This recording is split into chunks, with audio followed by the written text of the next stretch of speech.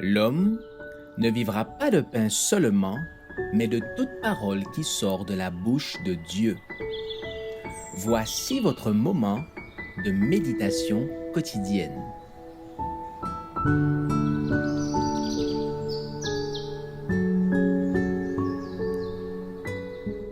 Avec Dieu chaque jour.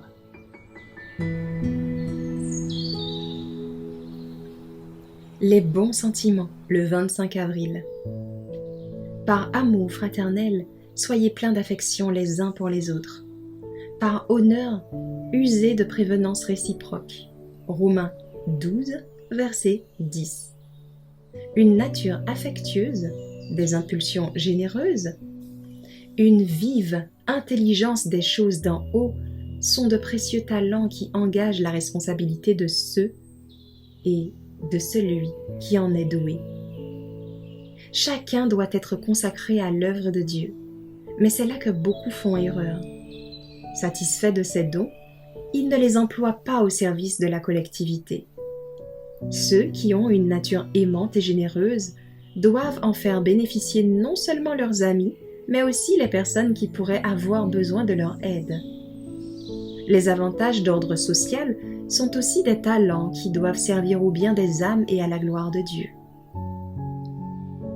Les talents dont on se sert sont des talents qui se multiplient, et le succès n'est pas le résultat de la chance ou de la destinée. Il est l'œuvre de la divine providence, la récompense de la foi et de la discrétion, de la vertu et de l'effort persévérant. Le Seigneur désire que nous fassions usage de tous les dons que nous possédons.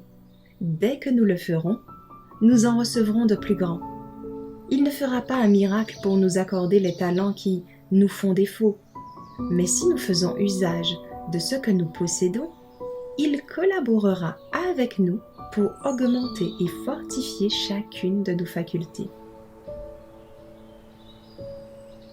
Tout effort énergique et désintéressé au service du Maître contribuera au développement de nos talents. Notre puissance dépend de l'intérêt que nous accordons à l'action du Saint-Esprit, qui éveillera nos énergies, demeurées à l'état latent, et communiquera une vie nouvelle à nos facultés paralysées. Nous serons vivifiés par la grâce de Dieu dans la mesure où nous travaillerons à gagner des âmes au Sauveur et les présenterons devant son trône par la prière. Nos affections acquerront une vivacité plus grande et notre vie chrétienne, devenue plus fervente, plus réelle, sera de plus en plus animée par l'esprit de prière.